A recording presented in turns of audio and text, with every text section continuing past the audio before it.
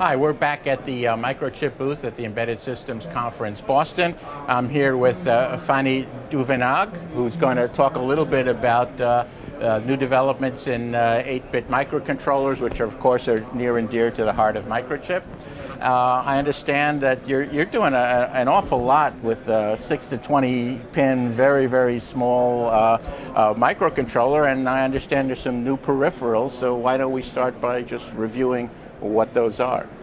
There's essentially three new peripherals. There's a configurable logic cell, which is a very small logic building block, essentially what you would typically expect in much bigger programmable logic devices like PLDs and FPGAs. But in this, on a smaller scale. And on a much smaller scale here. Just in some very low-cost microcontrollers.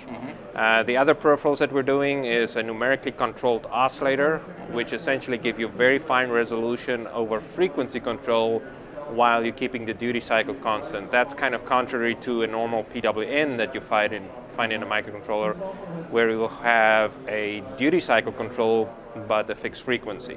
So it's kind of the opposite of that. The third peripheral that we have is a complementary waveform generator, which really gives you the complementary outputs typically used for driving motors or other kind of power devices.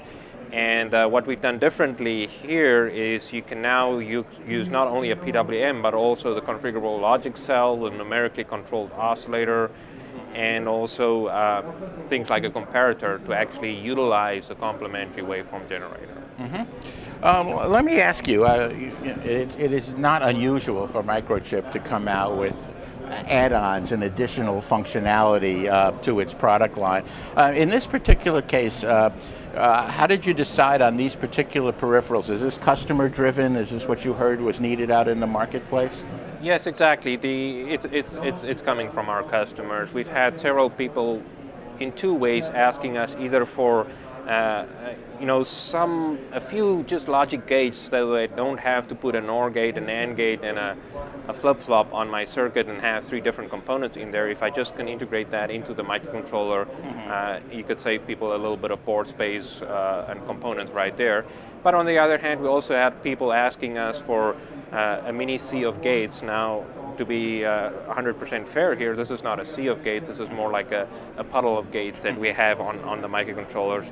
But yeah, it's definitely coming from our customers in how we decide to put these new peripherals on the microcontroller. Let's talk about power. You guys, that's been something that you've been, I guess, proud of over the years in terms of the ability to produce microcontrollers with, industry low power, both active and standby. I guess that's the case here as well? Exactly. It's about 2 years ago we came out with our XLP products, which was mostly focused on static currents. Very, very low nanoamp type of current consumption during sleep modes and real-time clock operation.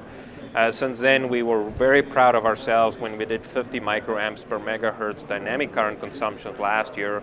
And this time we came out and our microcontrollers now is drawing less than 30 microamps per megahertz while executing code. So that's a really good number for us, and we're pretty proud of that. Let's now move to applications. Before this, we chatted briefly, and you said that this may give the possibility of new disposable applications in healthcare and other possibilities. So tell me a little bit about that. There's a lot of host of new applications. So as you mentioned, disposable is one application.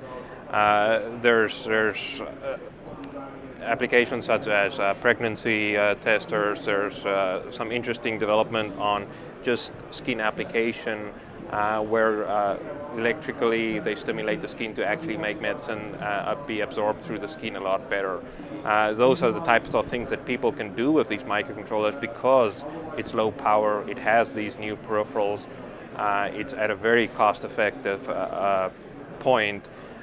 So that kind of enables people to really consider these microcontrollers for disposable applications, as an example. What do you say to the engineer who says, this part looks really interesting to me, but I'm a little bit concerned about the configurable logic programming part of it. What are you doing for me? I really don't have a lot of background in that. You know, our intent here was really to enable the back of the napkin type of design entry. So we have a little graphical user interface which is really elegant in its simplicity.